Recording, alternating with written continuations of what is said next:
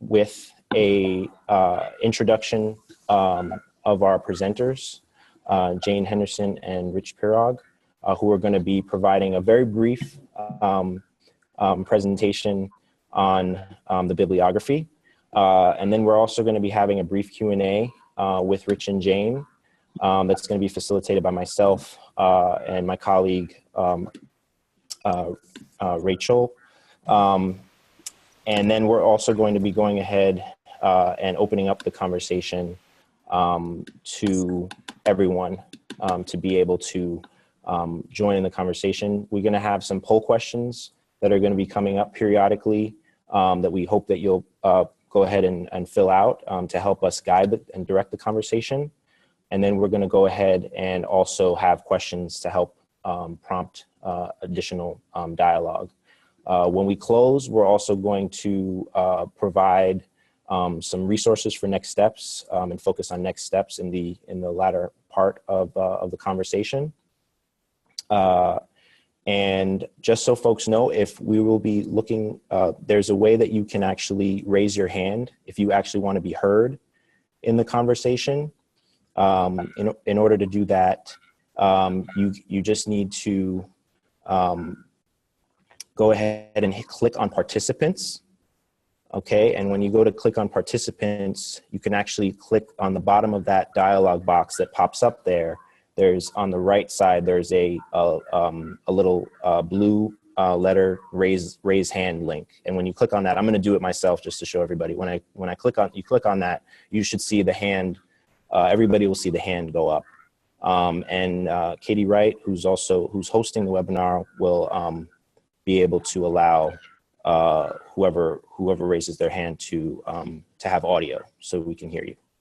Okay, and without further ado, I'm gonna let Rachel take it away to introduce our presenters today.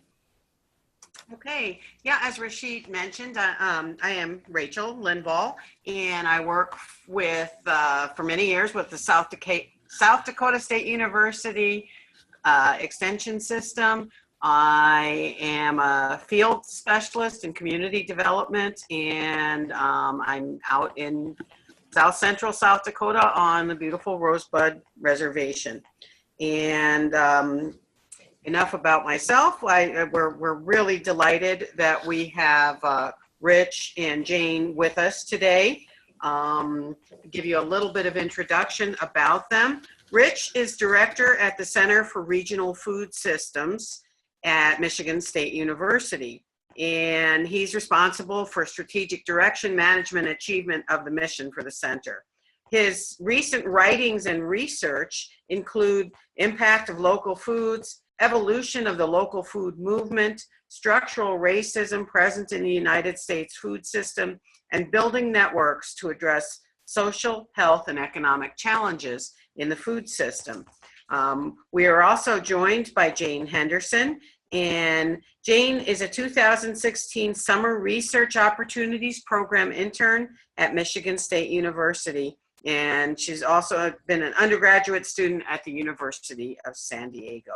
So I think we'll proceed and let Rich and Jane introduce the bibliography and the document that we're going to be talking about a little bit today.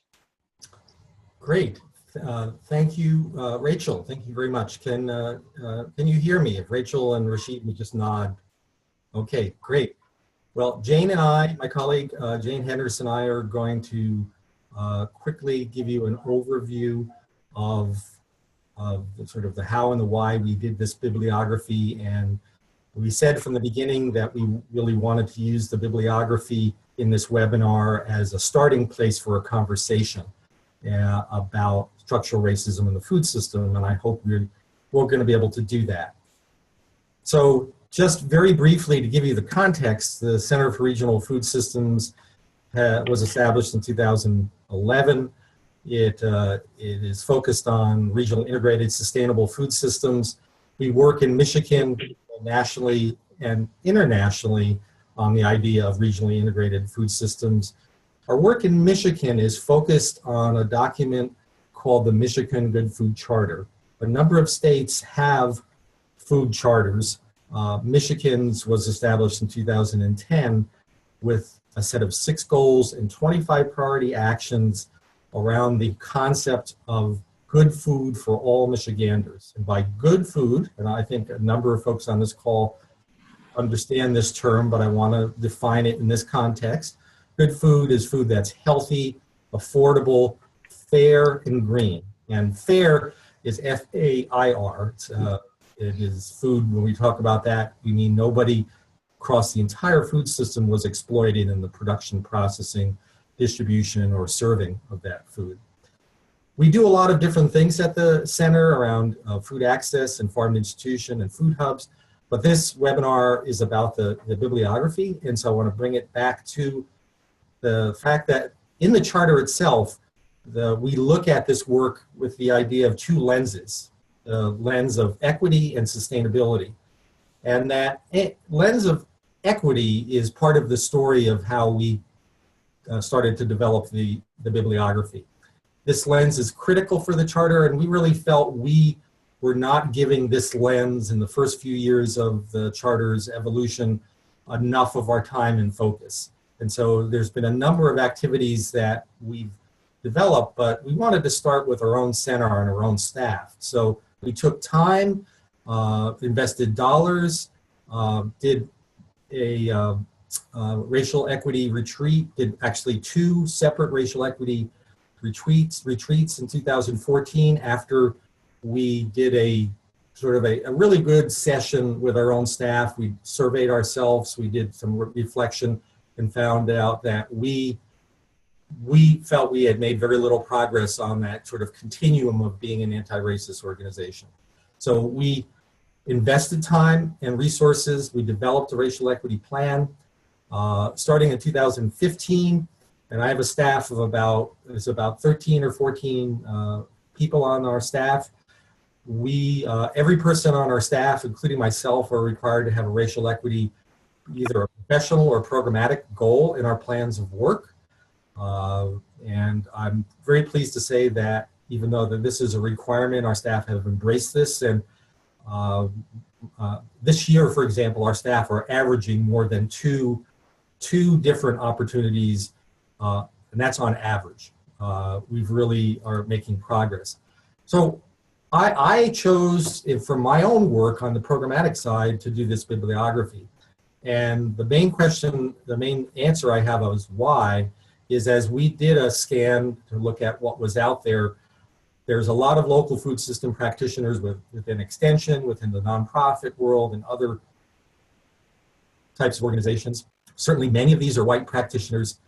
There's really little background in structural racism in the food system as part of the sort of the training, part of what makes up becoming a food system practitioner, and it seemed that it really was an important thing to do, to be able to start by creating a more understanding and awareness of what people were talking about in structural racism in the food system.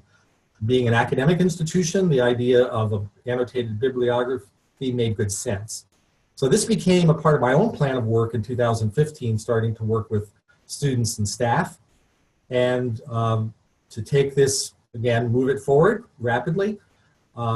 We focused on, in this 4th edition, focuses like the previous on peer-reviewed and other publications. And by peer-reviewed, we're talking about journal articles, but actually more than 50% of the articles or other publications you'll find on websites, that you'll find in reports from different organizations across the country. Probably we've focused in the last 10 years, and we had two important dynamic qualities that needed to be in there. The presence of the article needed to focus on structural racism issues, and it needed to be about the US food system. We could certainly do global work. As you might imagine, the work gets larger and larger, and so we had to have some level of focus. So we chose the US, we chose that frame of structural racism and the US food system. We also chose to not include blogs and newspaper articles, and I want to say that those are critically important. We chose them just because of their sheer volume. I think the bibliography would have probably been thousands of pages had we included blogs and newspaper articles, but we chose to not include them so we could focus. But they are as important as the peer-reviewed articles, and I want to honor that work. That's part of the story that we need to lift up. The first edition was released in early 2015, and then the first two editions, they have been a learning experience for us and as we move forward. And I'll just say that in the first edition, for example, a number of folks told us, hey, there really were very few citations that really characterize structural racism in the food system from a Native American context. And so we dug a lot deeper in looking at trying to find those citations. We also had a number of folks, as they gave us examples, they wanted this to be more participatory. And so we started a process that began with a second edition. And as I transition to Jane, I'll set the context here of getting more feedback from not just our own research, but what other people told us should be in such a bibliography.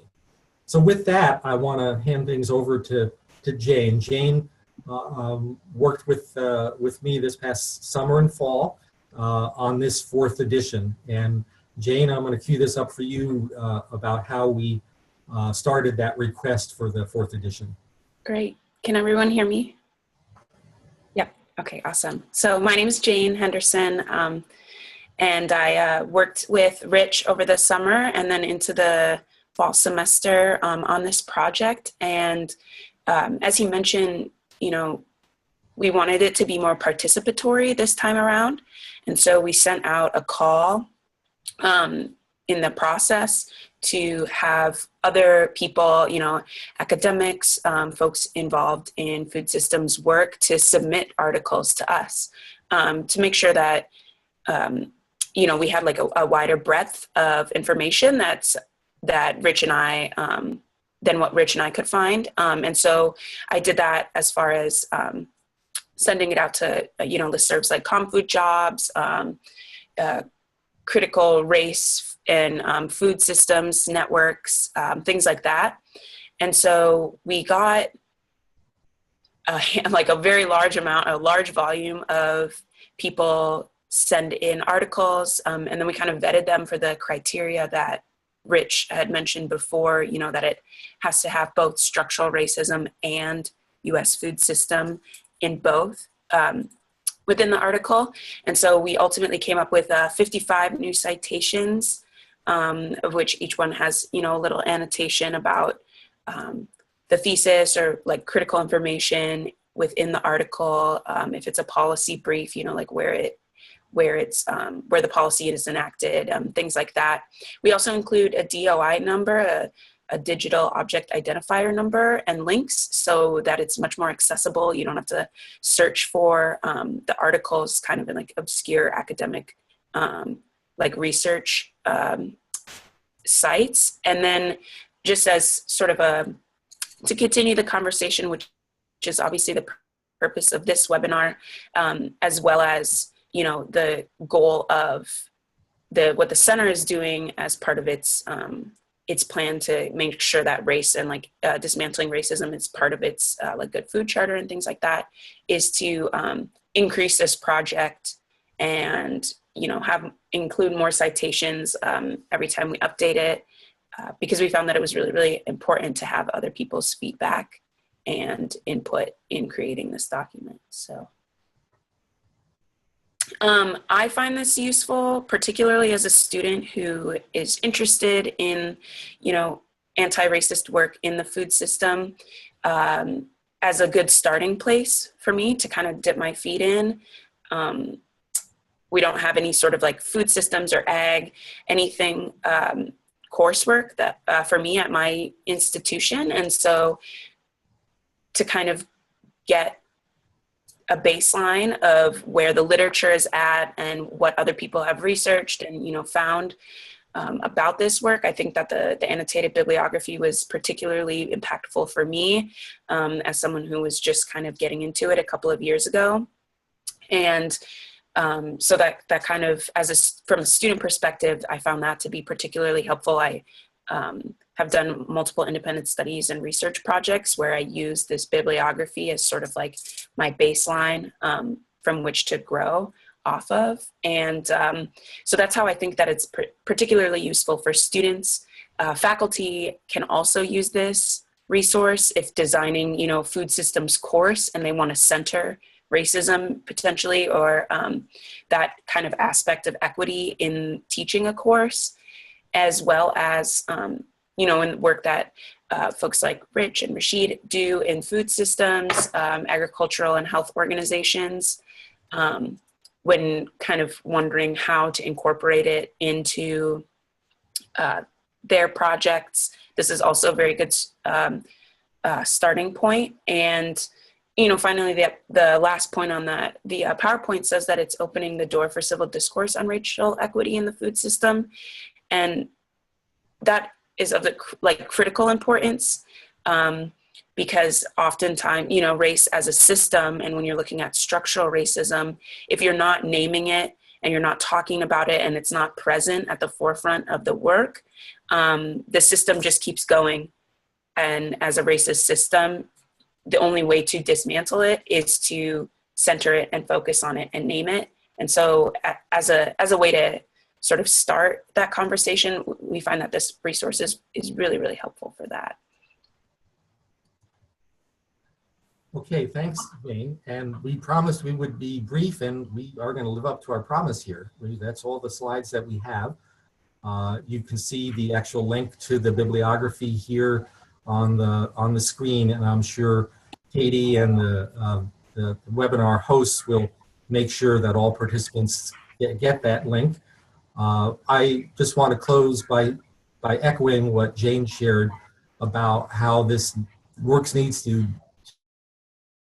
be part of an organization's and individual's daily practice and daily work. At our center, we've moved to the point where not only do we have it in our plans of work, but it is a standing agenda item at every monthly staff meeting that we have. And it needs to be not a one-off from our work, but it needs to be what we do and practice in trying to be able to have what we call good food for all people in Michigan and beyond. So with that, I'd like to turn things, I want to thank Jane. It was a privilege and an honor to work with Jane this summer and fall, and we learned a lot about the process and also how to do this both together and remotely. and so it was a great experience, and I'll turn things back to our moderators. Okay, well, this is Rachel again, and we thank both of you for presenting on that. So what we're going to do next is ask some questions of Rich and Jane that we have received prior to the webinar. And as you may recall, when you were registering for this, you had an opportunity at that point to write some questions for us. So we'll go ahead and do those, and then we'll have some time for additional questions that are raised, perhaps within the conversation that follows. So when one of the questions, or several of the questions that we did receive, asked what are the data gaps that still need to be filled in your opinions? And also in a related question, are there gaps in the research that can help address racial and ethnic inequities in healthy food access?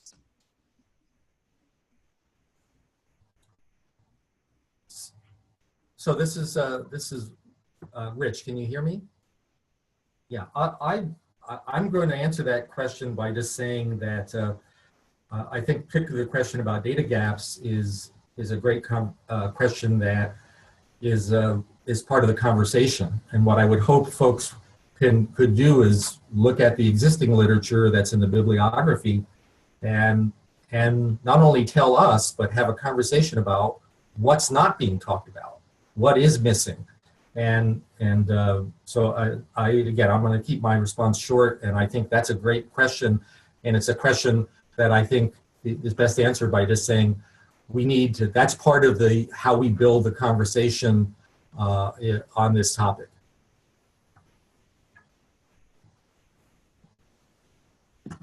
I would just have to say quickly that I completely agree with Rich that part of this process is, that there's a lot of information out there, and we were trying to locate it as best we could and kind of compile it all together.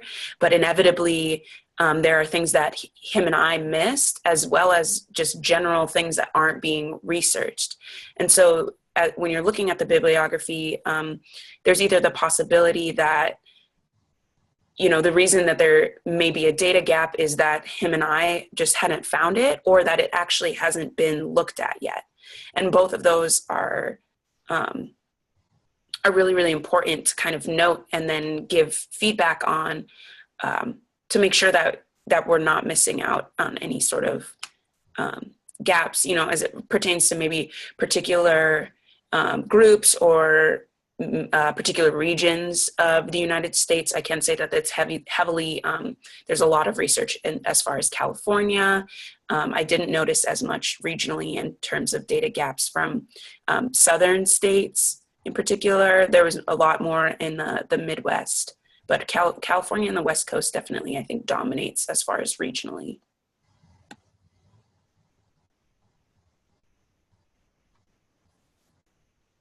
Rashid here. Can everyone hear me? Yeah. Okay. So that kind of leads right into another question that we had. What data specific to the U.S. South, especially like the Gulf states, was there? Was there any data specific to the U.S. South and the Gulf? This is Rich, and I've got the bibliography handy here. There are a few articles, particularly but there aren't many, as Jane said, but there are a few specific to the legacy of African American farmers that I think are excellent pieces about how tell a very different story than most of us learned in our history classes in growing up. So Jane, do you have some thoughts on that?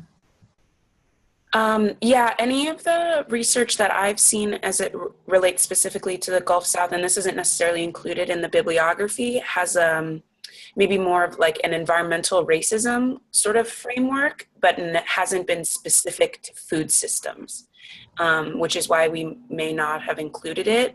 There's a vast amount of information about environmental racism, Robert Bullard particularly, as far as like environmental justice and, looking at those sorts of things, which I think can be included in, or, as kind of an umbrella term in which this work would be kind of under, but given the parameters of the bibliography, we didn't include them in there. So that would be mostly what I've seen.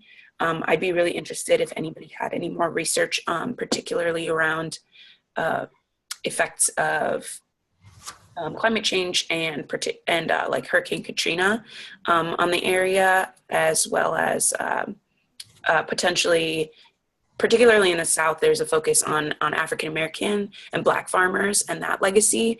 And I'd be really, really interested to have more information about indigenous communities, as well as like migrant communities that have come in to sort of replace a lot of indigenous and African American farmers more recently.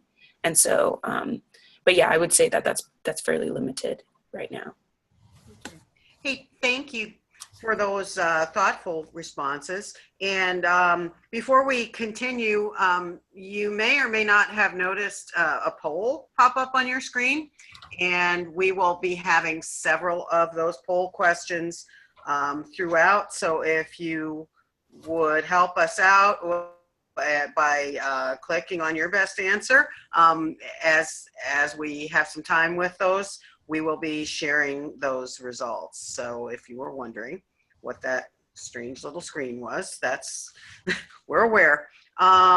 So another question that was asked by audience members regards any unexpected things that you each or both discovered while working on the bibliography? Were there any surprises for you personally or professionally?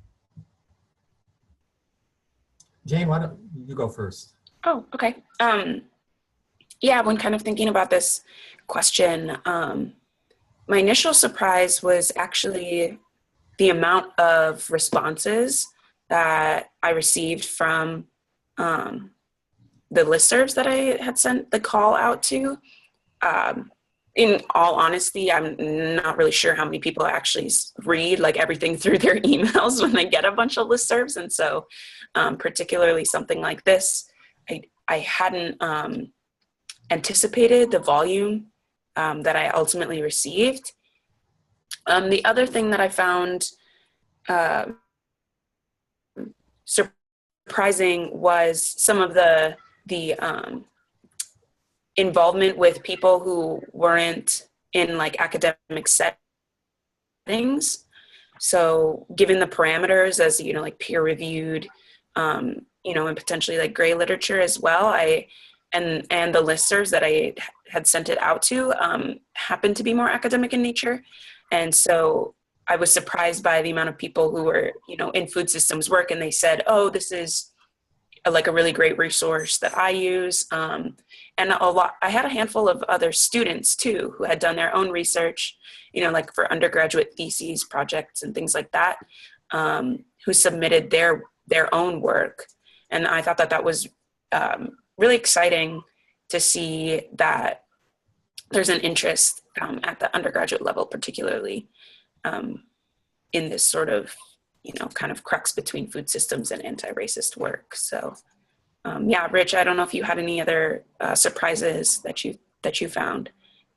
I'm going to just say, just having the opportunity to interact with more people that are working in this area, because, you know, a very typical response has been, hey, I'm really glad to see this bibliography for each edition that's come out. And then they go on to say, were you aware of this body of literature, or were you aware of this? And it was meant to be a framework for learning, and I think that's been a good place where it has been the most useful for us as a center, and for us to engage with other partners.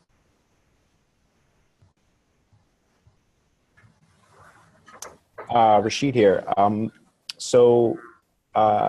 Thank you for those responses. I think that leads very well into the next question that we got from participants, which was how can this resource be used? So I think you've already touched on some of those things. Maybe focus a little bit more on the second part of this question, which is what are examples of the impact of the resource for university policy legislators and students? And you don't necessarily have to choose all of those, but maybe just a few. Thank you. I like any other publication, it is just a tool that I think can open up conversations, and I see it already opening up conversations over the last 2 years on both the policy part and the university part. Here at MSU, we have a new dean in the College of Agriculture that is very open to making sure this work is part of the conversation, and is requiring all administrators to have training. And this kind of information just helps that kind of process move along, because it is important, and it shouldn't be a one-off that we're doing and we check the box on this kind of work. So that's been my observation so far. And I can't necessarily speak to, you know, like institutional things as far as how this affects the ways that universities function. But as far as using it in an individual or like interpersonal way, I presented some research at the Urban Food Systems Symposium at Kansas State this past summer on, you know, anti-racist work in community gardening. And I found that a lot of people were, vastly unfamiliar with terms like food justice or even anti-racism and things like that. And had a lot of people come up to me and say, I'm really interested in learning more about this. Like, are there some books that you could recommend? And this was prior to me even joining Rich on the project, but I had used the bibliography a lot in my own research. And so it was really, really helpful as somebody who's trying to advocate and continue to push this work to be able to say, here, take, here's this link for this PDF, all of the information's on there, and then you just have to make the next step, as opposed to me trying to, come up with all of the information and make sure that I'm sending people in the right direction, which I think can be particularly helpful for people who are newer to this work, and then are talking about it, within their institutions or their universities, their organizations, and they themselves may not feel qualified to be able to answer, what are the best books about this? Like, what should I be reading? That this is a direct link that you can send other people to get them thinking about it as well. I just find that it really eases talking about these sorts of things, which can be very uncomfortable, especially in institutional settings that may have more, maybe slower moving on this sort of thing, that to have that, it just really opens doors. So I guess that's what I would add to that question. Great, thank you. We just had a question that appeared in our chat box, and just so you know, we are looking at the chat box too. So this question kind of relates and is maybe a bridge between the previous question and the next. And so Ruben Martinez wants to know, did you include pieces on the racial dynamics within extension over time, and how that impacted farming by minorities? And, I think that is our larger question that was also came from the audience is, what ways do you envision making these conversations about race and agriculture and food systems more open and at the forefront of food system work? And perhaps that a lot of the food system work does involve extension systems within each state. So if anybody, either one of you wants to have a go at either of those, let us know. Yes, I'll start the response to Ruben's question. And Ruben is a colleague of mine here at MSU, so glad to have Ruben on the webinar.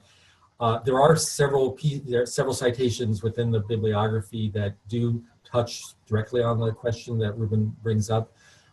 Not a lot, but a few. And the other way I would answer the question is that part of our intention in this version of the bibliography came out to engage the hosts that we did, that we would have a significant percent of the people on this webinar being extension staff from all over the country is in a way, Ruben, how we're trying to answer that question is to raise this issue among extension practitioners across the country, and why it's important to talk about structural racism, and why in extension system there aren't any good excuses for us to not talk about it, because it's so important in our work, and yet it seems to get very short shrift.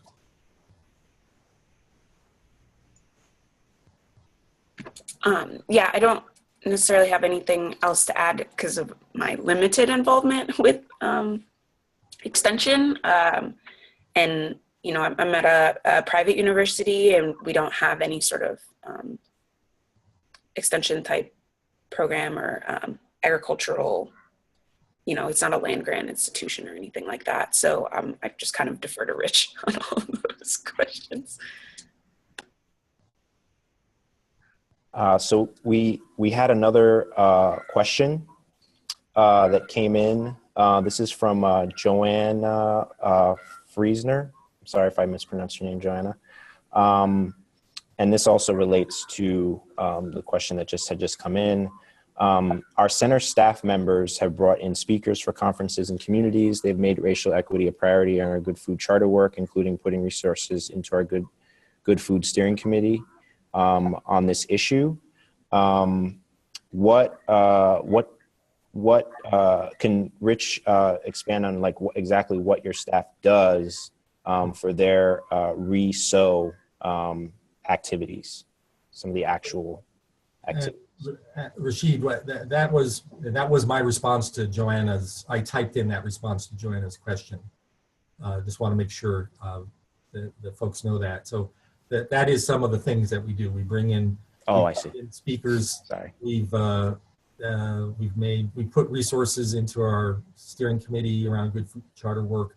It's part of every staff meetings discussion, and there's a mix of both staff doing professional development activities, and we average 2, and we're not talking about like a 1-hour seminar. We're talking about, multiple day experiences. Our staff, in their plans of work, to give some context, everybody is expected to, and I know this sounds very linear maybe, but it's an item on the plan of work that I hope it's at least 2.5 to 5% of their total time. Great. Yeah, I think we've certainly hit on an area that those of us who work in this arena have a lot of great interest in. Our general question that kind of mimics some of the questions that are coming in right now involve where do we go from here? And I guess, I will ask this question to you, Rich and Jane, but I think it's a question for all of us to look at, and that would be, how can this bibliography, and then how, in other ways, how can we take action towards dismantling racism in the food system, as opposed to just being aware of it? So obviously, we're not, it would be a disservice to all to have one little pat answer, but we'll entertain your responses, and then that's something for everybody to be thinking about. I know the committee for putting this together, this was an important question that we discussed, and there is no answer, and I think it's almost inappropriate to give an answer. There's no definitive answer to that. That's why we need to have more discussions and broaden the conversation. But I'm just glad that I'm happy to share what we're doing at our center, because I have that opportunity to, as a director, to make this part of our work. And but I am just trying to figure out how I can continue to learn and be the kind of ally to make this work part of everyday discussion in food system research and outreach in this country. So this is one step to do that, and I hope folks on this call don't just, I hope they start having conversations in their own either extension systems or wherever they are around the country, and the bibliography is just a one piece of to start that conversation. So. I would just kind of follow up in that, obviously talking about race and racism can be uncomfortable for a lot of people, particularly if like your staffs or organizations are primarily white. And I think that with you focusing on structural racism can eliminate a lot of that sort of, well, like, I'm not racist, kind of talk when you're dealing with this sort of issue. And so I think that that's really, really helpful to like make sure that you're still focusing on like systems-based thinking and structural thinking. And so first steps in that is looking at the own structures that you're a part of, I would think. Looking at your own organizations and part of that work. I know extension is a lot about outreach, but what I would hope about this bibliography is that it would also be a lot of internal looking, within your institutions, and say like, okay, well, how many even people of color do we have working in in our offices. Why is that? Are we doing enough when we have open positions to make sure that we're doing outreach to communities that may not already be sort of in the loop about these sorts of things? And it requires a lot of intentionality and a pretty precise focus when you're trying to do that. But I do really think that a first step in this sort of thing is to really look at your own like extension programs and things like that. Look at your own staffs and what sort of like racial makeup you have, and then really question why that is the case, and then move from there and seeing how you can adapt and change. And one thing about the bibliography in particular, I think there's a lot in there as well on critical whiteness, as far as understanding what white people have, like the role that white people would have in food system work, in doing anti-racist things and anti-racist practices. And so there's some really good articles on that as well that I encourage anyone to look at.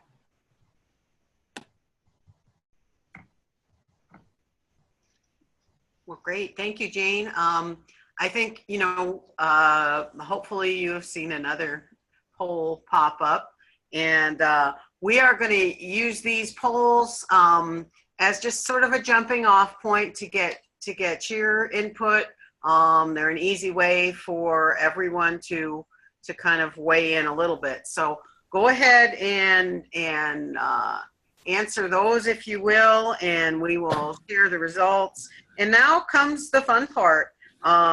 We want you guys to feel free to give us your input. And so Rashid and I will also continue to ask some questions. And if you want to would prefer to put responses in the chat box, you can go ahead and do that. Or if you would like to speak, I think that was what Rashid mentioned earlier about raising your hand. And I think it was Katie Wright, that's going to be looking and unmuting you if you want to speak. So in the interim, let's go ahead and answer the poll questions as they come up, and we'll move on to some more questions as we go. Yeah, thanks, Rachel. So just to reiterate, for folks that came in after I said it, at the bottom of the screen, there's a dialog box that will pop up if you scroll along the bottom, and you can click on participants or manage participants, and dialog will pop up on the right side of your screen, and you can click on raise your hand, and it comes up in a blue, and that'll allow you to raise your hand, and then you'll be able to be unmuted, and we'll hear you. So we had our first poll question, which was just about whether or not folks have read this or other versions of the bibliography. And surprisingly, about 66% said no. So we hope everybody who's in that 2/3 category that hasn't taken a look at it gets an opportunity to take a look at it, and even previous versions, to see how it's evolved over time. And I think we're still collecting responses on the second question, which was about whether you've read any of the articles that are included in the bibliography. Oh, and everybody, I think, should see the poll results of this. So 43% have actually, so that's quite a difference. So 43% have read some of the articles included, and about 40% aren't sure, and 18% said no.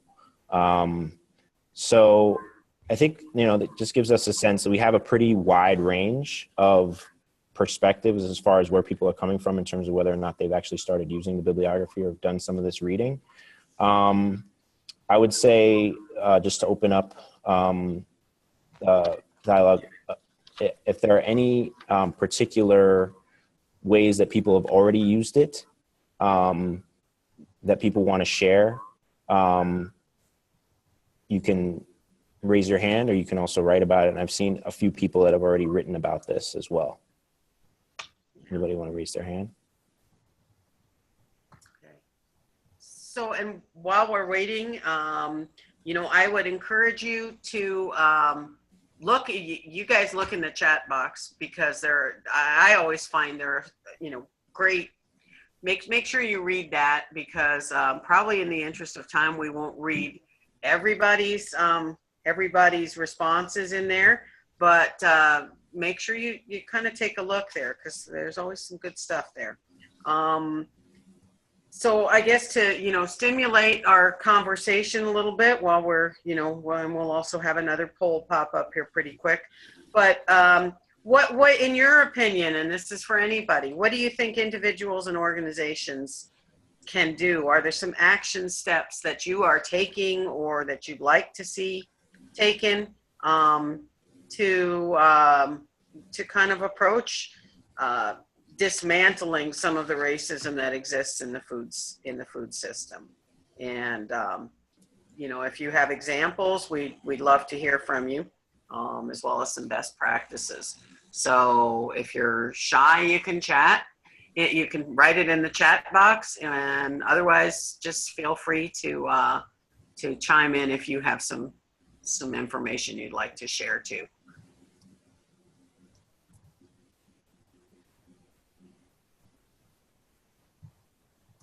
I'm just going to chime in while we, you know, have a minute here. So we got a response from Joanna. I think it's from UC Davis, and responded, everybody can probably read this, but it sounds like there were informal educational brown bags that happened. So those sound like they were open for anybody to attend, and that they're currently also looking to get funding to do self-assessment work and training. They have a predominantly white staff, and so they're looking to get external expertise on the subject. So that's one particular approach. Well, they started with informal brown bag conversations. Joanna, I don't know if you can hear or if you wanted to chime in, but I'm just wondering if the bibliography was ever used, or articles or readings in those brown bags.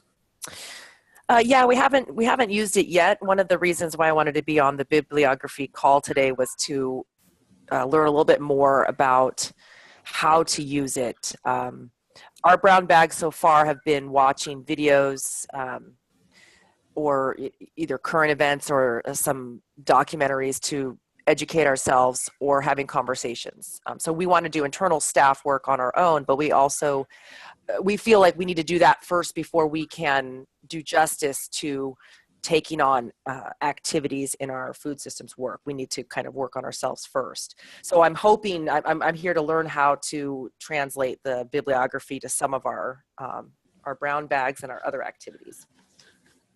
I'll just chime in. Being at UC Davis, I'm not sure you're familiar with Food First in, I think they're based out of Oakland. But they have they have a sort of like a monthly thing that they release called Dismantling Racism in the Food System. And they're these, what they call backgrounders. And they're about like no more than 2 to 3 pages on a different topic, you know. So some of them are specific to racism as a whole. Other ones are specific to specific groups of people of color, things like that. And so I know as far as time is concerned with like a brown bag lunch, potentially, you know, you don't want to give someone like a 20-page article to read in that, but those might be a good place to start if you want to use like a written work as opposed to multimedia like video or something that you know you could maybe like print out and then have access for everyone to like read it and then discuss it right then and there in the brown bag. I'm not sure if that would be helpful, but that was the first thing that I kind of thought of. And then obviously given your location at Davis, is very close. A lot of the backgrounders focused on the Bay Area specifically. So Thank you. I'll definitely check that out for Yeah. our meetings. Thanks. Oh, there's somebody else. Okay, go ahead. JR, you're on. Oh, okay. Welcome. Hi. So one of the things we're doing in Michigan, I'm a participant in the Michigan Good Food Charter, and we have a subcommittee special that focuses on racial equity. I'm leading that team.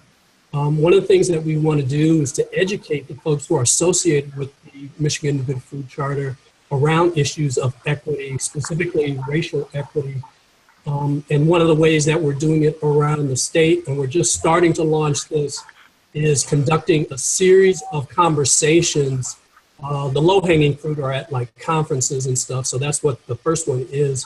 But it's to understand the best practices that exist among farm owners as it relates to their migrant workers when they come into the state, at the start of the season, when they start coming in. So we want to have a conversation with the owners to talk about that.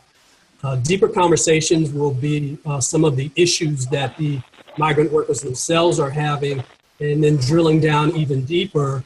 We want to approach this work from the perspective of definitely what the workers are going through, but tangentially, we want to discuss and bring or just lift up the notion that these workers are not working, well, they are working alone, sometimes with families, but they have kids. And so hunger is an issue that everybody can relate to. So is children. And I guess a lot of us know, some of us may not, but hunger is an issue that folks may have who are working in the migrant fields.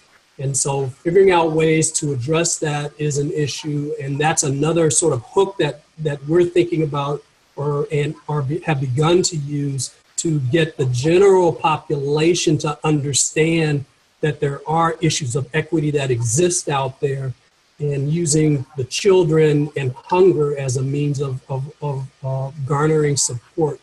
As most people can relate to children, they can relate to hunger, or maybe not relate to hunger, but they can relate certainly to children.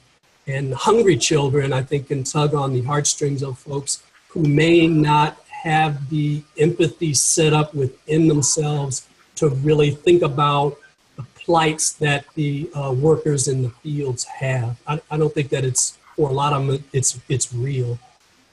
So that's what some of the stuff we're doing. Thank you for that response. I think it's a good way to definitely bring attention to a subject that certainly needs that. One of the questions that we had as a submitted question does regard asks about the legacy of discrimination within Extension and how that affects structural racism.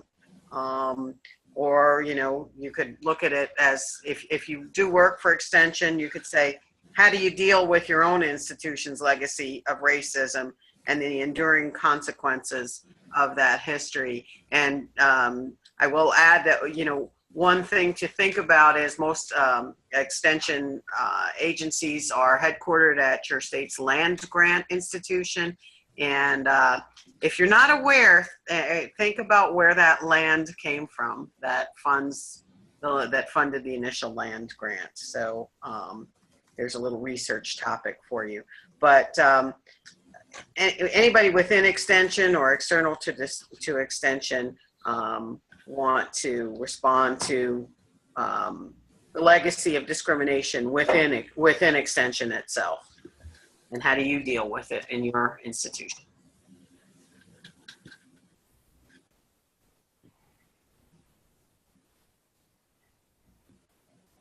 Rich, do you want to take this one? Do you know anything about? I'll just make a part of our inroad, and I'm just looking at some of the other comments. Is that Ann Richmond is saying that their organization did a workshop with the People's Institute for Survival. And as part of our own work at the center, we brought the People's Institute in. They had been in Michigan many other times, and many of our colleagues had recommended them. And we had our entire staff, 21 food system extension people from across all aspects of extension, including like youth and 4-H, and then about 8 to 10 food system leaders of color. Matter of fact, we had hoped JR could join us, but he had a conflict. And it was a really valuable experience to go deeper rather than just extension people talking among themselves, talking with other leaders of color, so we could have a conversation about structural racism. And the follow-up to that has been there's a subset of those people that are now meeting as a learning community here in Michigan, about 25 of us, to continue the work through, about half of them are extension. So we're hoping that group will be the activists to promote this within our extension service in Michigan.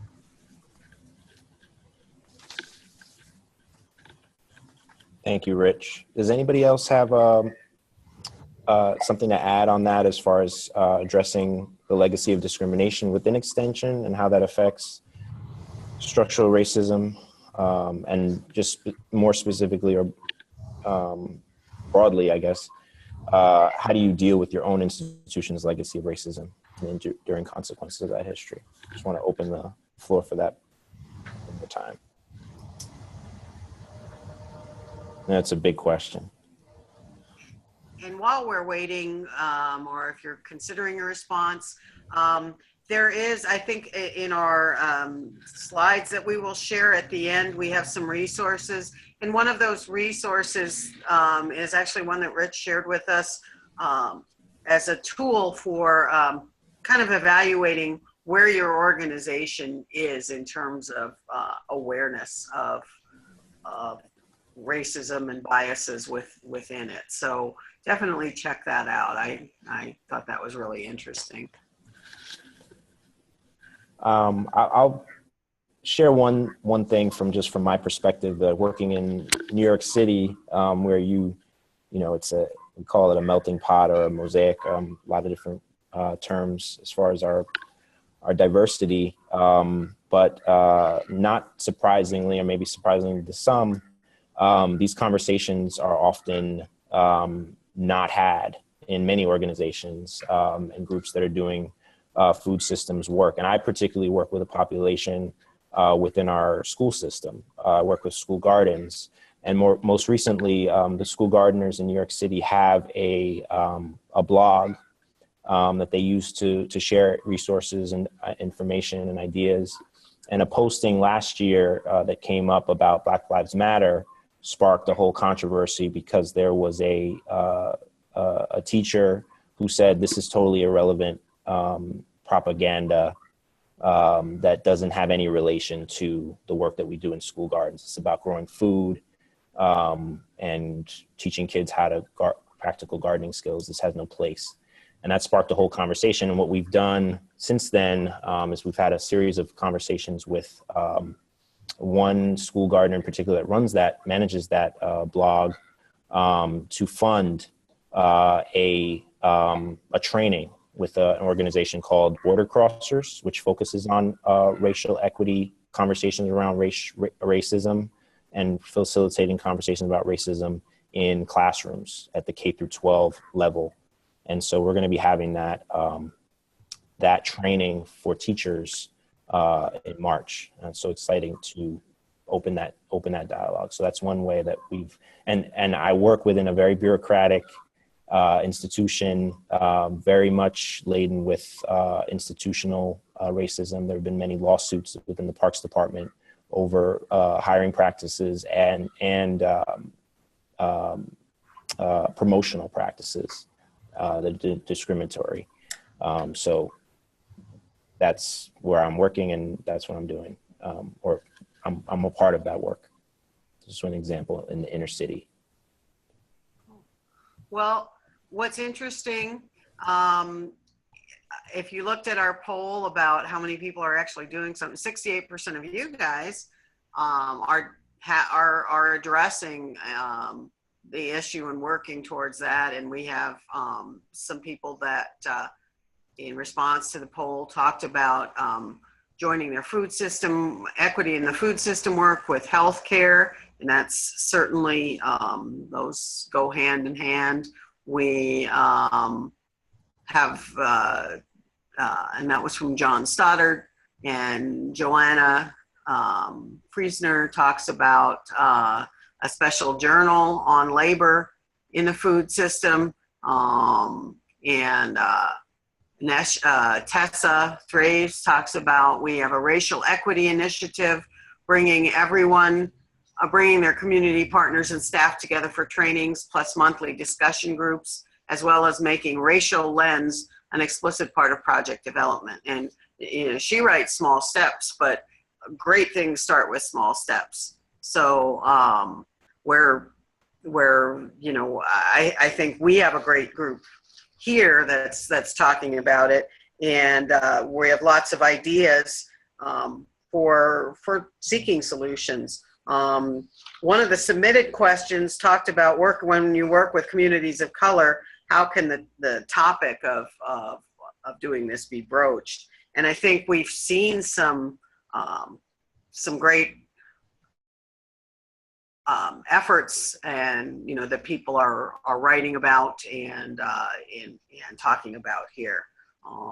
So do we have any additional questions?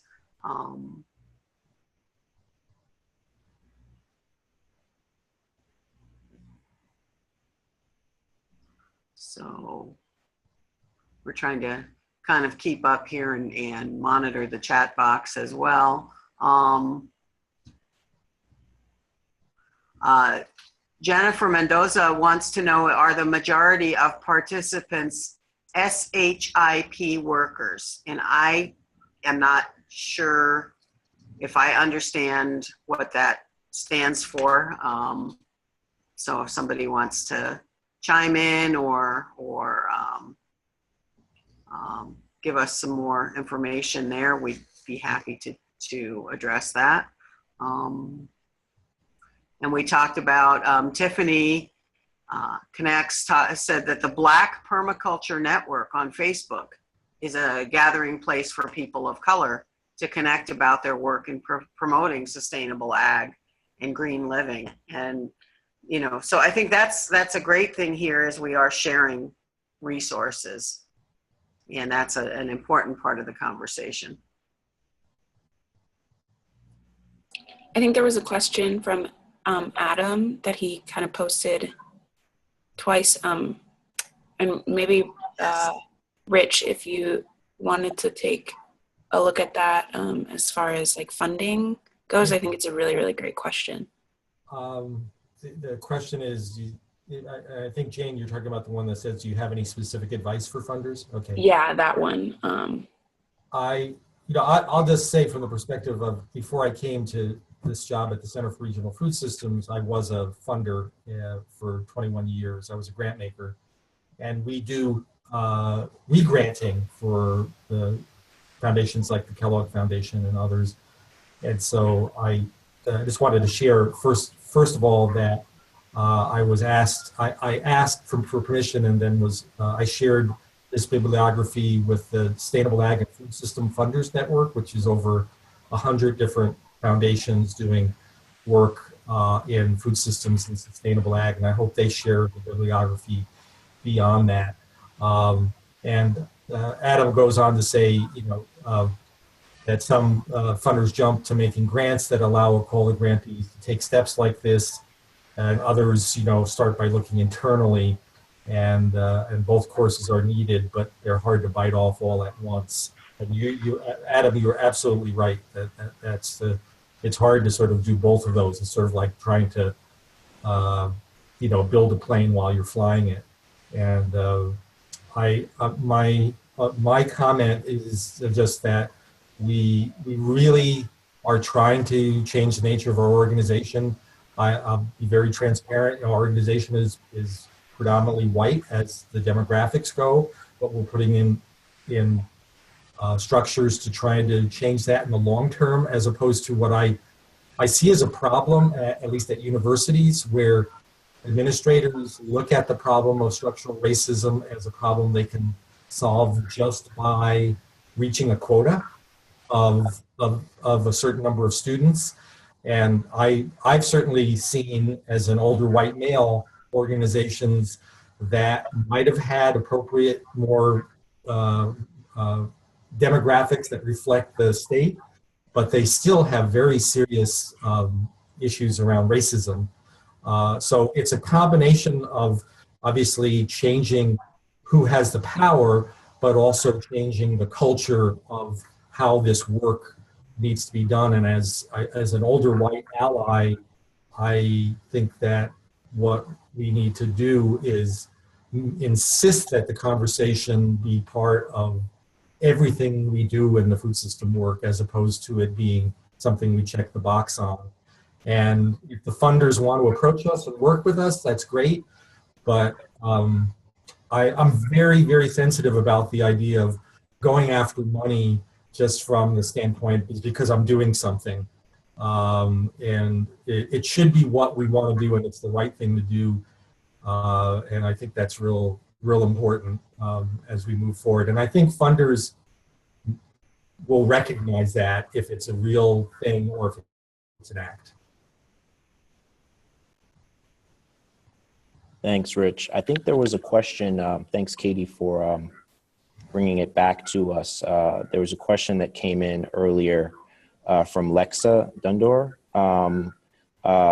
regarding a state food charter and integrating explicit racial equity goals into individual work plans.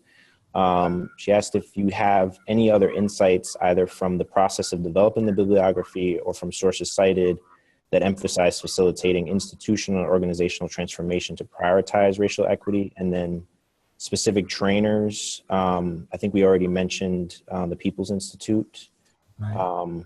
But maybe any others that we want to share as well. Well, there are people on this webinar, were on this webinar, I know, that can answer these questions, far better than I can. People like Ruben and JR, and I've talked enough. I'd like to hear other people's comments. Okay, I'm gonna, does anybody else have, I don't see any hands raised or answers to that, but I'm gonna move ahead to one of the other questions that we had. Does anybody have any comment regarding challenges facing and trying to do work to confront racism in the work organization you're currently in? Barriers to this work?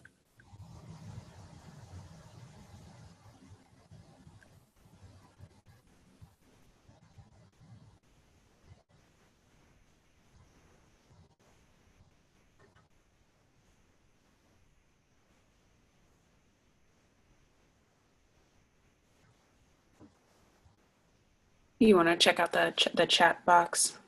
Yeah, there's a comment or two on the chat box about it.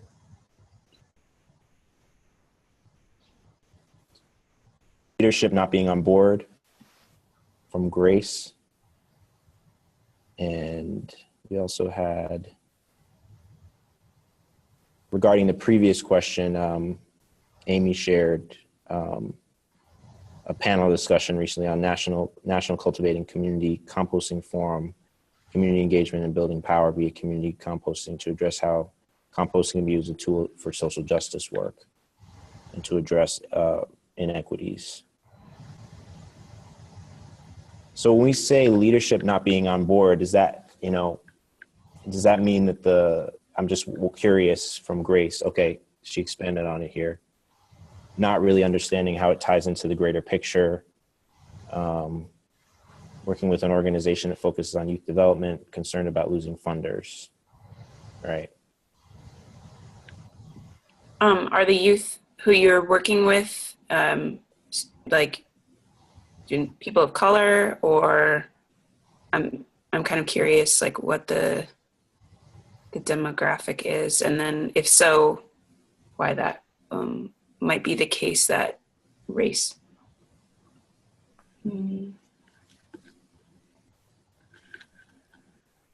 Okay. Oh, I see. Okay.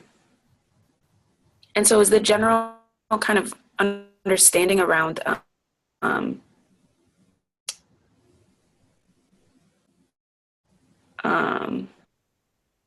as far as youth development and then being youth of color, that race is not part of their development? Or I guess I'm trying to figure out kind of like what generally people are seeing as kind of like the reason why it wouldn't fit.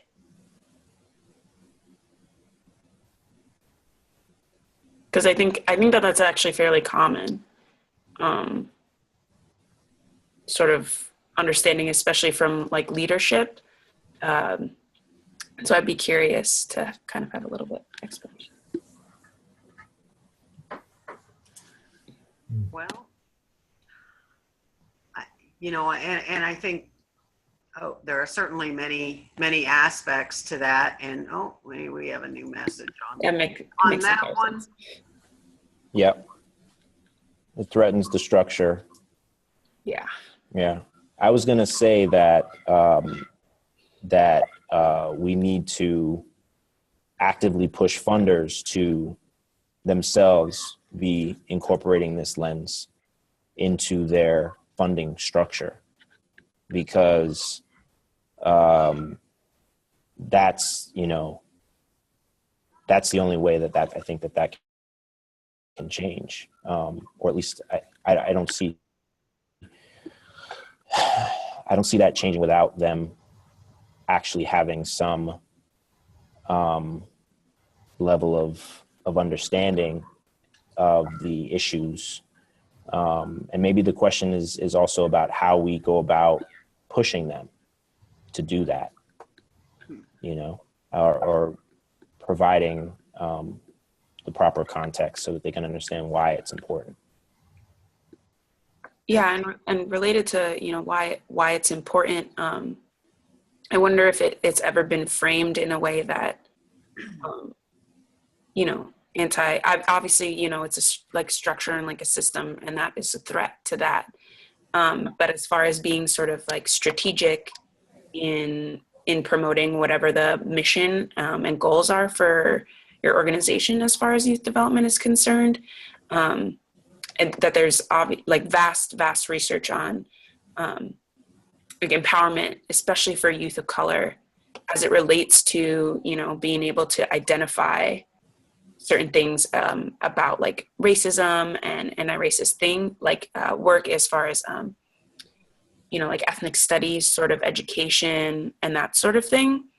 And so I wonder if the ultimate goal is youth development, if there's a way that strategically you can insert sort of that framework into any type of like interaction with like funders and things like that would allow you to still do the work in a way that wouldn't threaten that funding that you already have. Because obviously that's a huge of vast importance, and particularly dealing with the economic side and the money side, that can be like a snag.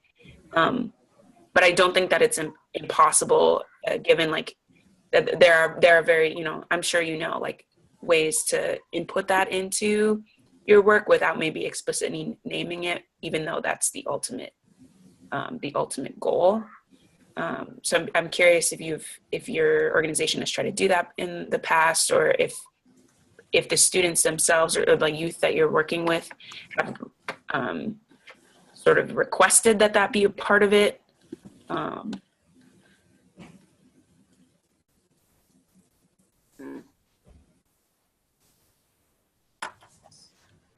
Thank you, Adam Leibowitz, who just provided a link regarding the Annie E. Casey Foundation, which looks like they've been doing some work on this to provide funders with a guide for how they go about incorporating a race equity lens into inclusion into their work.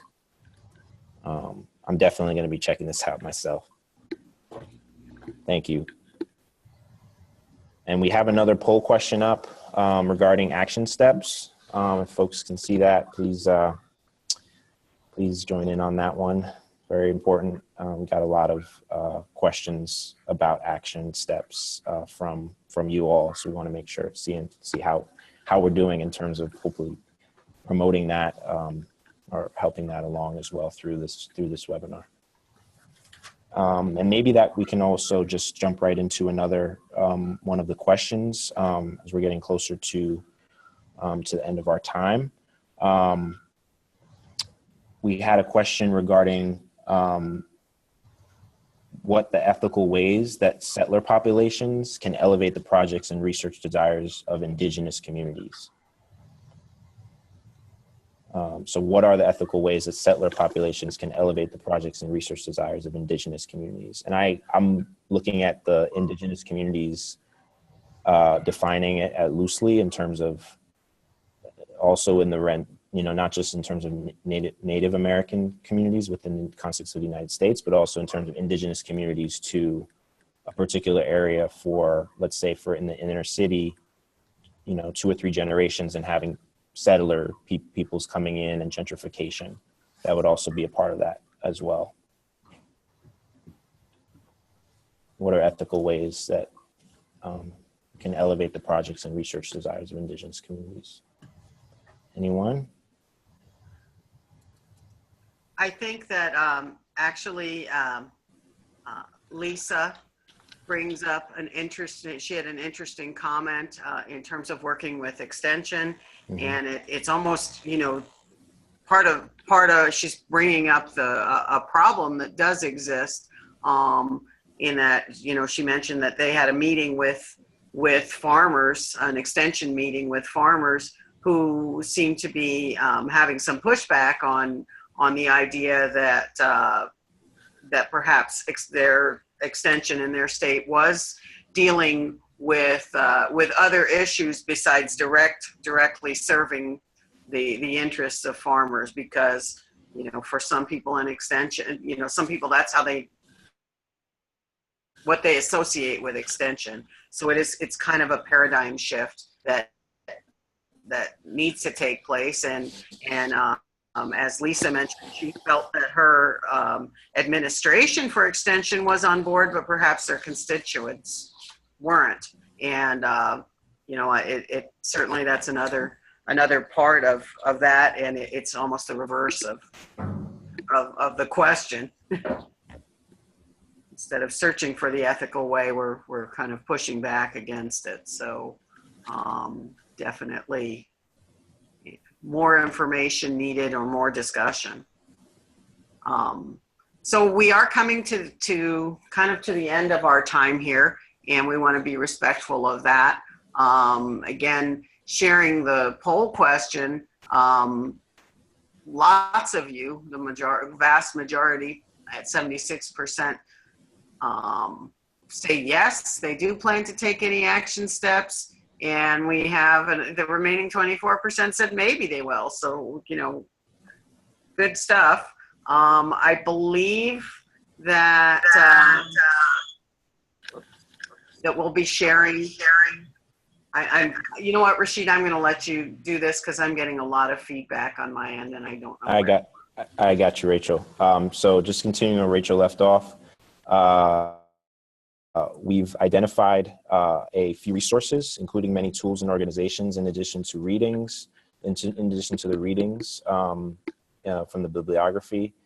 There's additional readings, as well as toolkits organizations can use, as well as, and then organizations that provide trainings or workshops. For extension folks, the Center for Local Regional Food Systems Community of Practice has a working group that's dedicated to this topic. And if you're interested in getting in touch with any of the leaders, and you'd like to continue this conversation with us, you can get in touch. I think you can get in touch directly with Rich or Lucy.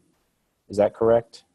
Lucy specifically. Okay, Lucy Dykeman. And I think we have, is Lucy's contact information already shared among participants? If not, I think we can probably include it in the chat. Oh, Lucy's got it. There we go. Thank you, Lucy. Great. Wonderful.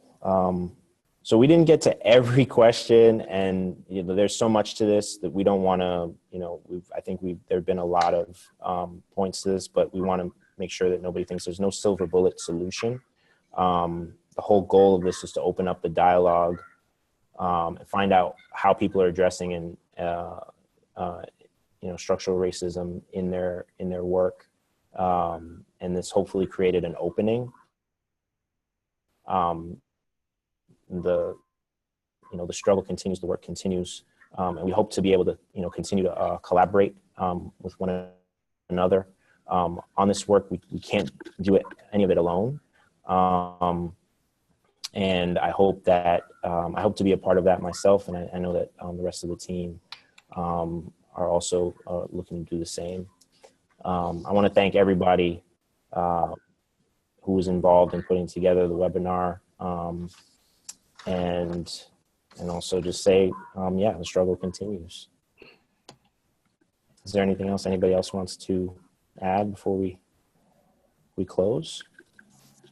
Just to confirm, Rashid, the slides will be shared with participants from the webinar, correct? Yeah, so it's a Google, I think it's a Google PowerPoints version of Google slides. And so I believe we'll be able to go ahead and share that with everyone. I think everyone who participated shared an email, and so we'll be able to send the slides out in an email as well. And I think it's also being recorded too for yes, for future reference, or if there's anyone who wasn't able to make it. Yeah, so I think this will be archived, the recording of the webinar, and that includes both the chat and the audio and video. So this will be able to we'll be able to come back to this, and I think there's so much here, so much useful information, as well as just looking at where the work needs to go. And so I know I'm personally going to be coming back to it myself too, in my work as well. I just would like to offer one final note from me, that if anybody does have any questions regarding like the process or some of the specific articles in the bibliography, or just other general resources, or maybe like a student's perspective, or more like an academic perspective on this, I think my email, Rich, are our emails in the PowerPoint, that last slide? Yes. I think, yeah, they are, but I can also write it in the chat box. And I'm more than willing to talk to anybody further about some of the questions. The question about indigeneity also, that I know we didn't really touch on, I'm particularly interested in. Something that I've been researching lately. And so if anybody wanted to connect on that as well, I'm definitely open to doing that.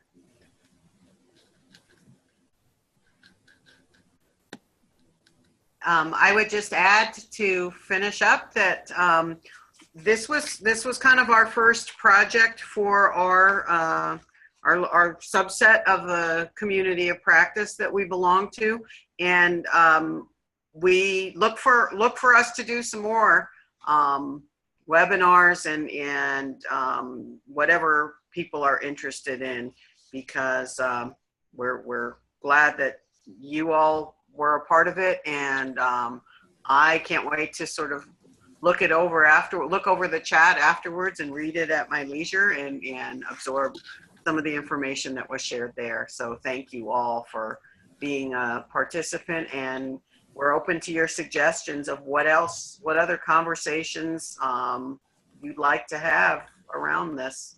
This is how it starts. Thanks for putting this on, Katie and Lucy and Rachel and Rashid. We really appreciate working with you on this. Thank you, Jane, and thank you, Rich, and everybody who was a part of this, and everybody who participated. Okay. All right.